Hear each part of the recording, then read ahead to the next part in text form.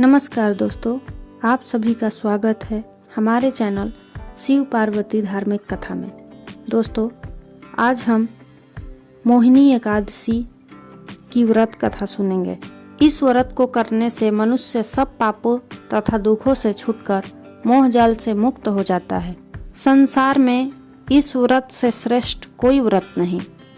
मोहिनी एकादशी व्रत कथा को पढ़ने अथवा सुनने से 1000 गौदान का फल प्राप्त होता है। तो आइए सुनते हैं मोहिनी एकादशी व्रत कथा। सरस्वती नदी के तट पर भद्रावती नाम की एक नगरी में धूतिमान नामक चंद्रवंशी राजा राज करता था। वहाँ धन धान्य से संपन्न व पुण्यवान धनपाल नामक वैश्य भी रहता था। वह अत्यंत धर्मालु और विष्णु भक्त था। उसने नगर में अनेक भोजनालय, प्याऊ, कुएं, सरोवर, धर्मशाला आदि बनवाए थे। सड़कों पर आम, जामुन, नीम आदि के अनेक वृक्ष भी लगवाए थे। उसके 5 पुत्र थे, जिनमें से 5वां पुत्र धृष्ट बुद्धि महापापी था। वह पितर आदि को नहीं मानता था। वह वेश्या दुराचारी मनुष्यों की संगति में रहकर जुआ खेलता और पर स्त्री के साथ भोग विलास करता तथा मांस मदिरा का सेवन करता था। इसी प्रकार अनेक कुकर्मों में वह पिता के धन को नष्ट करता रहता था। इन्हीं कारणों से त्रस्त होकर पिता ने उसे घर से निकाल दिया था।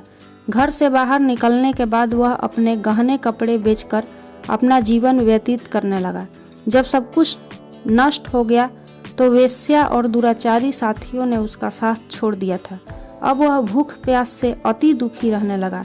कोई सहारा न देख चोरी करना सीख गया। एक बार वह पकड़ा गया तो वैश्य का पुत्र जानकर चेतावनी देकर छोड़ दिया गया, मगर दूसरी बार फिर पकड़ में आ गया। राजा की आज्ञा से इस बार उसे कारागार में डाल दिया गया। कारागार में उसे अत्यंत दुख दिए गए। बाद में राजा ने उसे नगर से निकल जाने को कहा। वह नगर से निकलकर वन में चला गया। वहाँ वन्य पशु पक्षियों को मारकर खाने लगा। कुछ समय पश्चात वह बहेलिया बन गया और धनुष बाण लेकर पशु पक्षियों को मार मार कर खाने लगा। एक दिन भूख प्यास से व्याकुल होकर वह खाने की तलाश में घूमता हुआ कौंडिन्य ऋषि के आश्रम में पहुंच गया। उस समय वैशाख मास था और ऋषि गंगा स्नान कर आ रहे थे। उनके भीगे वस्त्रों के छींटे उस पर पड़ने से उसे कुछ सद्बुद्धि प्राप्त हुई। वह कौंडिन्य मुनि से हाथ जोड़कर कहने लगा कि हे मुनि, मैंने जीवन में बहुत पाप किए हैं। आप इन पापों से छूटने का कोई साधारण उपाय बताइए जिसमें धन खर्च करने की भी आवश्यकता न हो।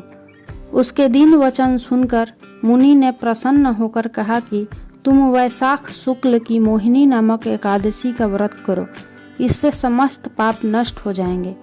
मुनि के वचन सुनकर वह अत्यंत प्रसन्न हुआ और उनके द्वारा बताई गई विधि के अनुसार व्रत किया। इस व्रत के प्रभाव से उसके सब पाप नष्ट हो गए और अंत में वह गरुड़ पर बैठकर विष्णु लोक को गया। संसार में इस व्रत से उत्तम दूसरा कोई व्रत नहीं है।